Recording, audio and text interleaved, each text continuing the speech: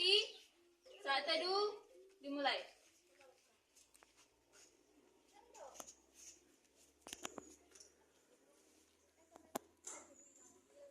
Amin. Saat teduh selesai.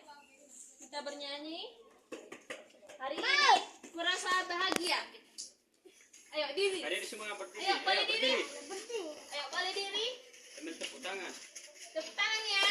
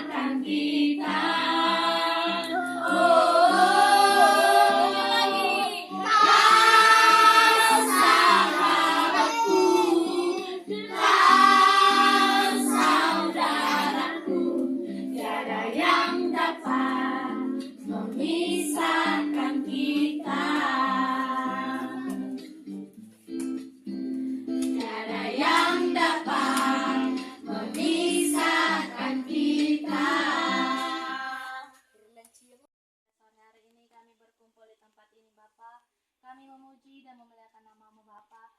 Berkati ibadah kami dari awal sampai akhir berjalan dengan lancar Bapa. Berkati juga adik-adik ini di sini, berkati kepintaran dan kesehatan Bapa. Hanya inilah doa kami Bapa dengan pengantaran Kristus Tuhan kami kini dan sepanjang segala masa. Amin.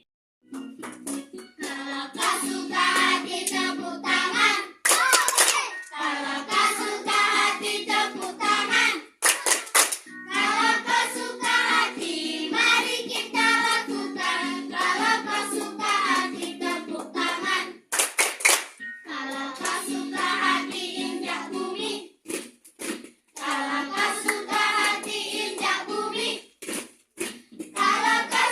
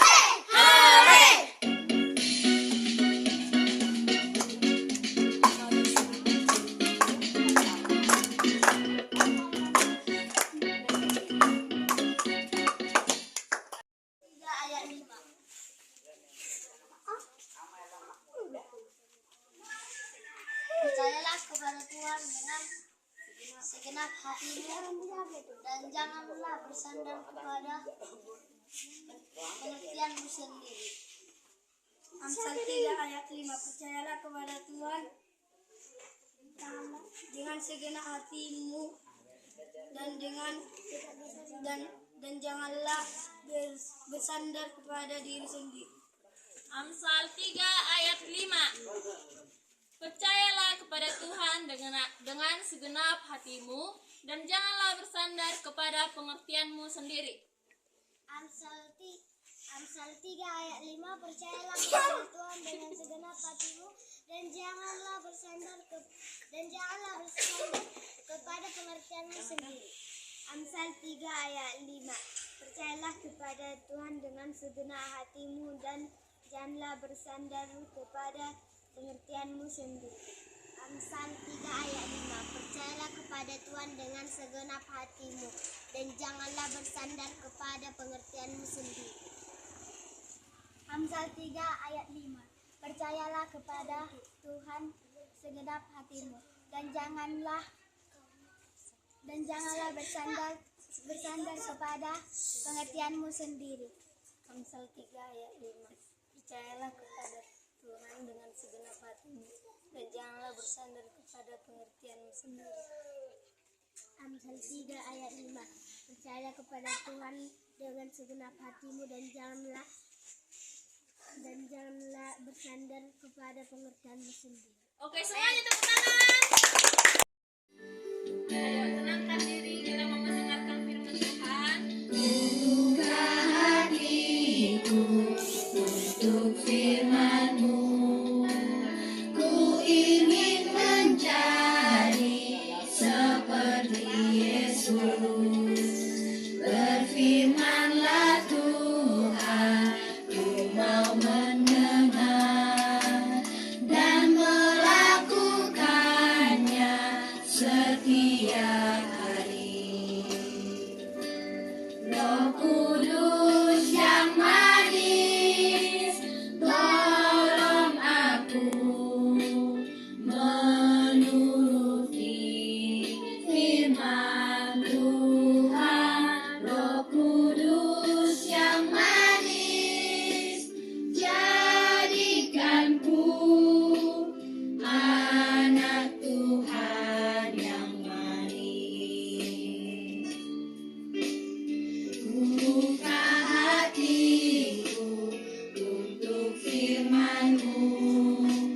Ku ingin menjadi seperti Yesus.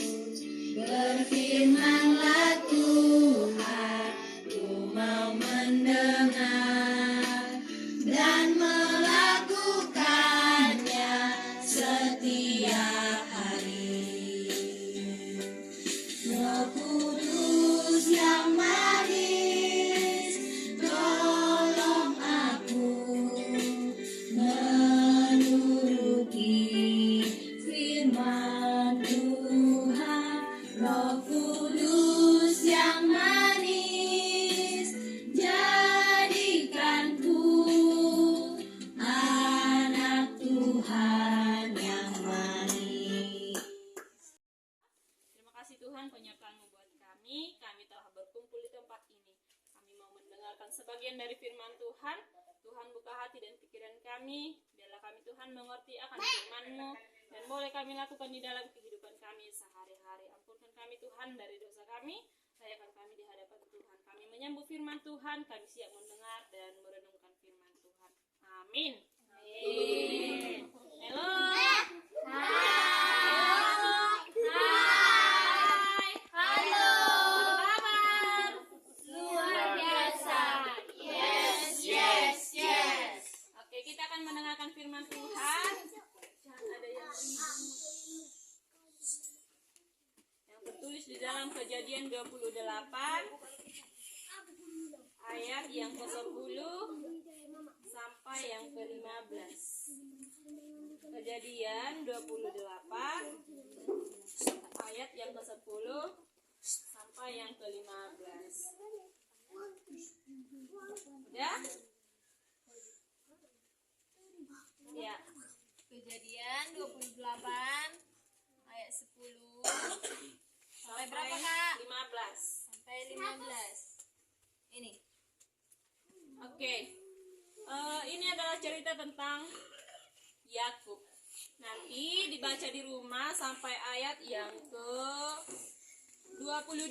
Nanti kakak kasih teka-teki tentang cerita ini. Kalian harus bisa menjawab dengan benar. Oke? Nggak usah dibaca sekarang. Ini adalah bercerita tentang mimpi Yakub di Betel. Ada yang pernah mendengar cerita tentang Yakub? Yakub anak siapa? Anak Esau. Esau. Tidak, Esau itu saudaranya. Anak Ishak. Iya, Yakub itu anak dari Ishak. Mereka itu anak kembar. Siapa kembaran Yakub? Esau. Esau. Nama ibu mereka siapa? Elizabeth. Salah. Batseba. Salah. Si Rahab. Salah. Kasih tahu Kak, kami nggak tahu. Ribka. Iya. Ini adalah cerita tentang mimpi Yakub di Betel. Emang apa sih Kak mimpi Yakub itu?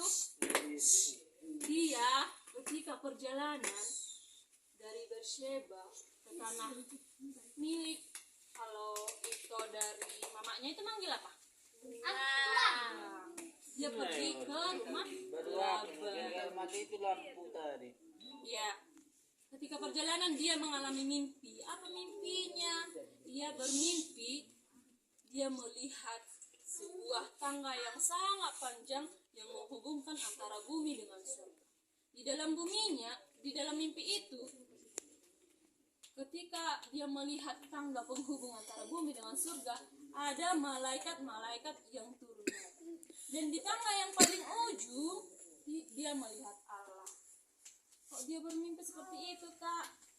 Di situ keadaannya dia itu dalam ketakutan. Dia tidak bawa peralatan.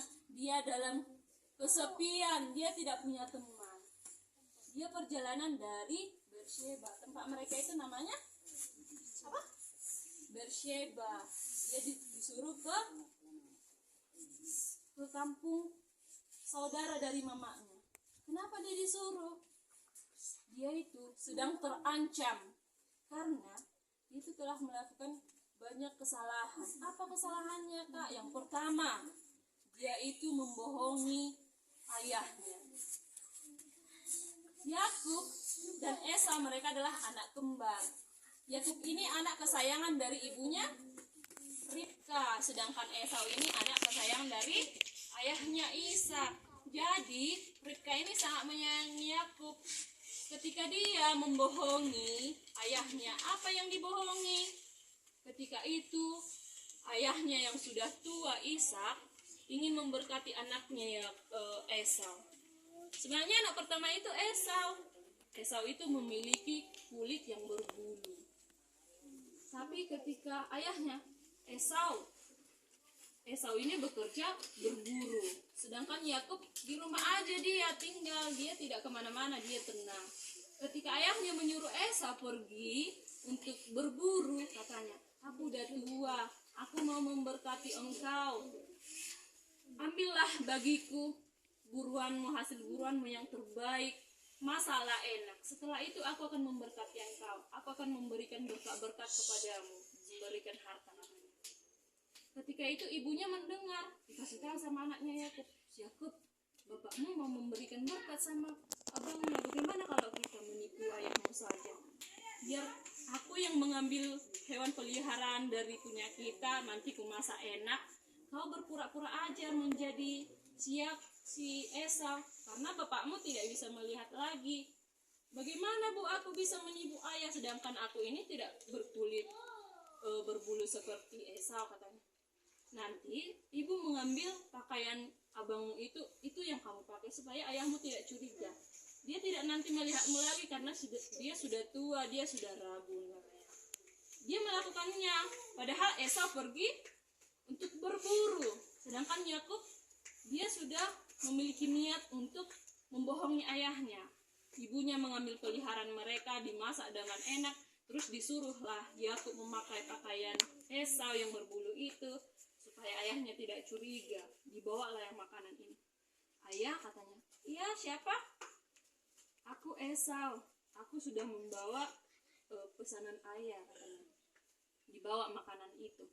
Tapi ayahnya sempat curiga, suara ini bukan suara Esau, ini suara Yakub. Disuruhlah mendekatilah supaya aku meraba tubuhmu. Diraba tubuhnya, dia memang berbulu kan, karena dia mengenakan ibunya melapisi bulu domba di tangannya, tetapi pakaian itu pakaian milik si Esau. Ayahnya percaya bahwasanya anaknya Esau itu sudah datang memberikan makanan yang dipesannya itu. Setelah itu dia memberkati, ayahnya memakan. Kemudian diberkatilah dia. Ini akan menjadi milikmu. Banyak berkat yang diberikan kepada si Yakub. Karena dalam pikiran ayahnya itu adalah Esau, anak pertama itu. Setelah itu dia sudah menerima berkat itu. Kemudian datanglah si Esau. Dia sudah pulang, dia sudah mengolah hasil buruannya. Kemudian datanglah dia kepada ayahnya. Ayah, kenapa? Ini saya sudah membawa pesananmu katanya.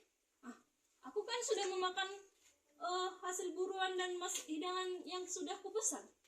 Dengan mendengarkan itu, dia sangat terkejut. Ini aku Esau ayah katanya. Langsung ayahnya teringat. Berarti aku telah ditipu.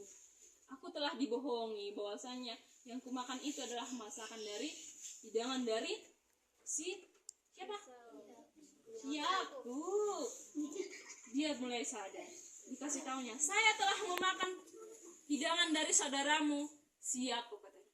Mendengarkan itu, Yakub mendengarkan itu, Esau sangat kesal. Dia sangat dendam. Sampai dia berniat untuk membunuh saudaranya yaitu Yakub. Tengoklah, di hari nanti ayah akan meninggal, aku akan membunuh saudaraku itu. Karena saking dendamnya, dia sudah merebut yang seharusnya adalah milik dia. Kemudian dia mendengarkan, ibu mereka mendengar bahwasannya si Esau ingin membunuh Yakub. Kemudian diberitahu, Yakub, Esau ingin membunuhmu. Dia dendam. Pergilah, larilah ke rumah saudaraku Laban katanya. Padahal jarak dari Bersyeba tempat mereka tinggal itu ke rumah Laban itu sangat jauh. Itu sekitar 720 km. Itu kalau ditempuh tidak cukup hanya sehari 2 hari, bahkan mungkin harus berminggu-minggu karena itu tidak menggunakan motor, harus jalan kaki. Wah, aku akan dibunuh saudaraku. Dia sangat marah kepadaku, dia sangat dendam. Aku harus lari, nanti aku bisa mati. Dia dengan tidak membawa apa-apa, dia dengan sendirinya melarikan diri pergi ke kampung saudara ibunya itu, ke kampung si Laban. Dia tidak membawa apa, tetapi dia dalam keadaan takut. Dia berjalan, dia melewati hutan, dia melewati tidak seperti ini jalanan yang ada lampu, ada motor, tidak, tetapi dia itu melewati hutan, melewati pegunungan dan sungai-sungai. Dia sangat ketakutan. Bagaimana ini aku Tuhan? Bagaimana aku nanti dibunuh saudaraku? Dia ketakutan. Kemudian dia, daripada aku mati, aku melarikan diri. Itu kan tidak bisa ditempuh dalam 1 hari. Ketika sudah tiba malam seperti ini, dia tidak bisa lagi melanjutkan perjalanannya. Dia harus istirahat. Dia harus tidur supaya besoknya bisa melanjutkan perjalanannya. Iya, dia tibalah malam. Mau gimana pun aku harus tidur supaya besok bisa melanjutkan perjalanan. Kan di alam terbuka, di hutan, ada selimut enggak? Ada bantal enggak? Enggak. Tapi yang diambilnya adalah batu. Dia mengambil batu ketika dia tiba di kampung yang namanya adalah Luz. Dia mengambil batu, itulah ditaruhnya menjadi bantalnya. Kira-kira kalau batu menjadi bantal enak enggak? Sakit kan? Iya. Tetapi terpaksa dia harus tidur. Ketika dia sudah tidur, kemudian dia bermimpi. Apa tadi mimpinya? Dia melihat apa? Tangga yang sangat panjang sekali. Bahkan nampak menghubungkan antara bumi dengan surga. Kemudian di tangga itu ada apa? Malaikat turun naik. Kemudian di tangga yang paling ujung dia melihat Allah. Luar biasa ya. Setelah itu dia mengalami perjumpaan dengan Allah. Kemudian dia terbangun dengan mimpinya. Dia sadar, aku aku orang berdosa, aku telah melakukan banyak kesalahan. Kenapa Tuhan masih mau berjumpa dengan aku, katanya. Di situ dia menjadi sadar. Ternyata Tuhan itu menyertai umatnya, menyertai anak-anaknya.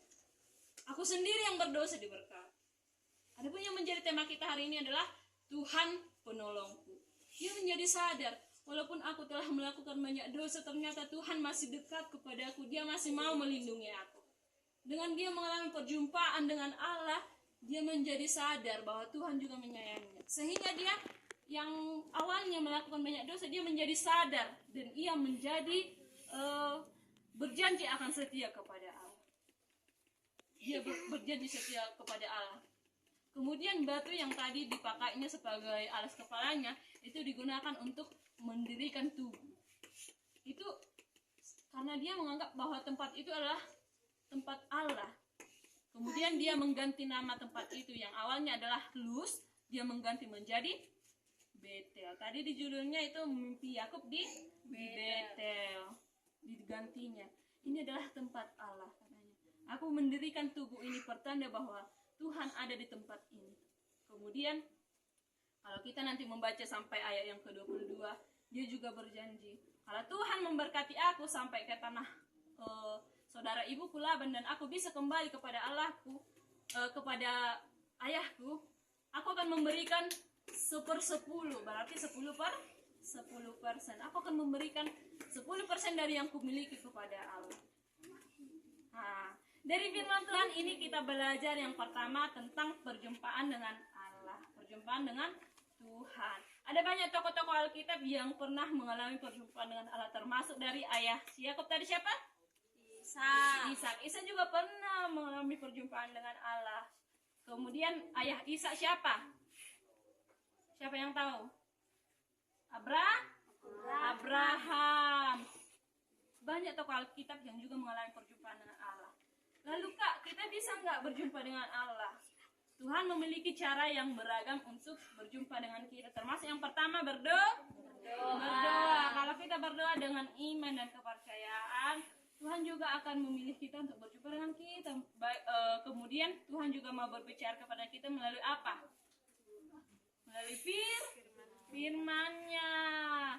Jadi kita bisa mengalami perjumpaan dengan Allah. Berarti kita diajarkan untuk rajin berdoa. Kita mau mendengarkan firman Tuhan. Kemudian yang kedua, dari cerita ini kita bisa melihat bahwa Tuhan itu menolong,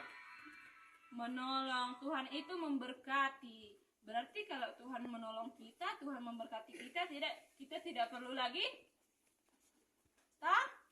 takut, tidak perlu khawatir. Lalu bagaimana? Kita hanya perlu mau yakin dan percaya kepada Tuhan bahwa Tuhan itu selalu menolong. Kita harus mau rajin untuk berdoa, meminta pertolongan Tuhan.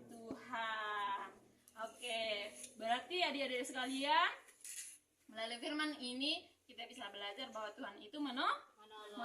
Tuhan penolongku. Silahkan sebut nama masing-masing. Tuhan penolong Winda. Tuhan penolong Dendi. Tasya. Tuhan penolong Amos. siapa? Helen. Tuhan penolong kita semua. Kita hanya perlu yakin dan percaya kepada Tuhan. Adapun yang menjadi ayat hafalan untuk kita itu tertulis di dalam Mazmur 54 ayat 4. Ingat ya, Mazmur 54 ayat 4. Nanti dibaca. Tugasnya nanti ada menjadi 2. Saya berikan nanti kertas untuk yang paling besar-besar. Itu ada teka-teki nanti dibaca nats yang untuk kita hari ini. Kemudian dijawab teka-teki. Kalau salah nanti lebih hurufnya berarti bukan itu jawabannya. Kalau pas berarti itu jawabannya. Kalau sambung antara mendatar dengan menurun berarti itu jawabannya. Nanti silahkan dijawab untuk kakak-kakak yang paling besar. Yang agak-agak kecil nanti bisa menghafal ayat hafalan. Oke? Oke? Amin. Kita kembali berdoa. Silahkan tenangkan pikirannya. Terus kami telah mendengarkan firman-Mu yang mengingatkan kami bahwa Engkau adalah penolong yang setia di dalam kehidupan kami. Kami hanya perlu yakin dan percaya kepada Tuhan. Kami mau mau rajin berdoa kepada Tuhan. Kami mau rajin untuk mendengarkan firman Tuhan. Tuhan Yesus, kami berdoa secara khusus untuk adik-adik kami yang kami layani. Tuhan yang memberkati mereka pribadi lepas pribadi. Tuhan berkati tumbuh kembang mereka. Bahkan Tuhan, jika ini adalah pertemuan kami yang terakhir di masa-masa PPL kami ini, kami yakin dan percaya di pertemuan-pertemuan mereka di minggu berikutnya mereka lebih rajin mau datang untuk bersekutu walaupun tidak bersama-sama dengan kami. Tuhan berkati mereka selalu Tuhan dalam pendidikan, dalam hal kebutuhan mereka Tuhan cukupkan. Berkati orang tua kami Tuhan, Tuhan berikan panjang umur dan kemurahan rezeki, jauhkan Tuhan dari segala mara dan bahaya, jauhkan dari penyakit. Inilah kami Bapa, kami menyadari kelemahan kami orang berdosa, ampunkan dosa pelanggaran kami agar kami layak di hadapan Tuhan. Hanya di dalam dan melalui anakmu Tuhan Yesus Kristus kami berdoa dan mengucap syukur. Amin. Amin. Kita bersatu di dalam doa Bapa kami. Sama-sama. Kita bersama-sama mengucapkan. Bapa kami yang di surga, dikuduskanlah namamu, datanglah kerajaanmu, jadilah kehendakmu di bumi seperti di surga. Berilah kami pada hari ini makanan kami yang secukupnya, dan ampunilah kami akan kesalahan kami, seperti kami juga mengampuni orang yang bersalah kepada kami. Dan janganlah membawa kami ke dalam pencobaan, tetapi lepaskanlah kami daripada yang jahat, karena Engkau yang punya kerajaan dan kuasa dan kemuliaan sampai selama-lamanya. Amin.